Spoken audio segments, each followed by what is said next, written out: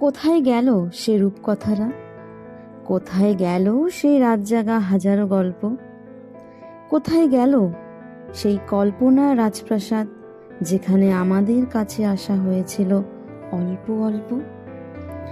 প্রবাহিত নদীর তীরে জারুল গাছের ছায়ায় মেদুরে আলোয় বসেছিলাম দুজনায়।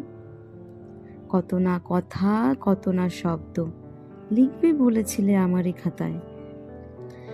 তুমি ডুবে যেতে চেয়েছিলে আমার খোলা চুলের ঢেউয়ে, পথ হারিয়েছিলে আমার গভীর চোখে।